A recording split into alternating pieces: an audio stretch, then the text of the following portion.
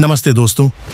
आज हम महाभारत के एक ऐसे महान और ऐतिहासिक पात्र के बारे में जानेंगे जिनका नाम द्रोणाचार्य है।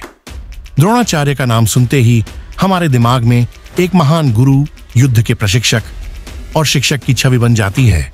लेकिन आज हम उनके जीवन के उन पहलुओं पर रोशनी डालेंगे जो आमतौर पर कम ही लोग जानते हैं। आइए जानते हैं द्रोणाचार्य के बारे में कुछ अज्ञात और दिलचस्प तथ्य। द्रोण का जन्म एक ब्राह्मण परिवार में हुआ था। उनके पिता का नाम आर्षि भारद्वाज था, जो बहुत बड़े तपस्वी और ज्ञानी थे। द्रोण का बचपन कठिनाइयों में बीता, क्योंकि उनके परिवार को भिक्षाटन करके जीवन यापन करना पड़ता था।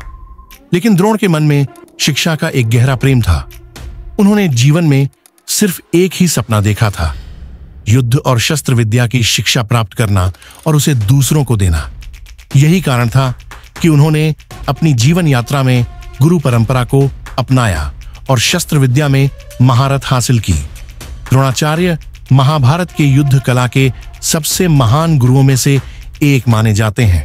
उनके पास न केवल शस्त्र विद्या का गहन ज्ञान था, बल्कि वे अपने शिष्यों को जीवन के मूल्यों और धर्म के बारे में भी सिखाते थे।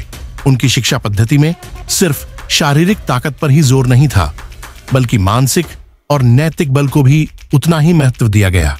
पांडवों और कौरवों को अस्तबल युद्ध की कला सिखाने के साथ साथ द्रोण ने उन्हें यह भी सिखाया कि युद्ध सिर्फ जीतने के लिए नहीं, बल्कि धर्म की रक्षा के लिए लड़ा जाता है। क्या आप जानते हैं कि द्रोण ने राजा शिबी से भी युद्ध कला सीखी थी? राजा शिबी का नाम महाभारत में कम ही आता है, लेकिन वे एक महान और न्यायप्रिय राजा थे। द्रोण ने उन्हें युद्ध की कई महत्वपूर्ण बातें सीखीं। यह बहुत ही दिलचस्प पहलू है, क्योंकि इससे यह पता चलता है कि द्रोण के जीवन में शिक्षा का दायरा बहुत व्यापक था। वे न सिर्फ एक शिक्षक थे, बल्कि एक विशाल हृदय वाले व्यक्ति भी थे, जो अपने ज्ञान को हर किसी के साथ साझा करते थे। द्रोणाचार्य का सबसे खास संबंध पांडवों, खासकर अर्जुन के साथ था। अर्जुन उनके सबसे प्रिय शिष्य थे और द्रोण ने उन्हें अपनी पूरी शक्ति और ज्ञान दिया। अर्जुन को धनुर्विद्या में पारंगत करना ही द्रोण का मुख्य उद्देश्य था और उन्होंने अर्जुन को युद्ध के मैदान में सबसे कुशल धनुर्धर बना दिया। हालांकि पांडवों से द्रोण का यह संबंध बहुत गहरे भावनात्मक पर आधारित था, लेकिन एक शिक्षक के रूप में उन्होंने हमेशा अपने कर्तव्य को सबसे ऊपर रखा। द्रोण के जीवन में उनके बेटे अश्वत्थामा का विशेष स्थान था। अश्वत्थामा का जन्म द्रोण और उनकी पत्नी कर्णवती के घर हुआ था और वे एक महान योद्धा बने। लेकिन अश्वत्थामा की कहानी महाभारत के युद्ध के बाद एक नई दिशा लेती है। उनके द्वारा किए गए कई कार्य द्रोण के लिए एक गहरी चिंता का कारण बने, क्योंकि वह अपने बेटे के द्वारा किए गए गलत निर्णयों को देख पाते थे।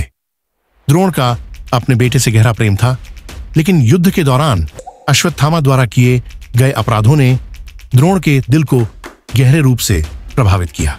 महाभारत के युद्ध के दौरान द्रोण का जीवन कई आंतरिक संघर्षों से भरा था। वे एक शिक्षक थे और उनका कर्तव्य था कि वह दोनों पक्षों, कौरवों और पांडवों को समान रूप से शिक्षा दें। लेकिन युद्ध के मैदान में जब उन्होंने पांडवों से सही प्रतिफल की उम्मीद नहीं पाई, तो उनका दिल टूट गया। फिर भी उन्होंने युद्ध में अपने कर्तव्य का पालन किया और अपने शिष्यों को युद्ध की रणनीतियों से लेकर जीवन के महत्वपूर्ण पाठ सिखाए।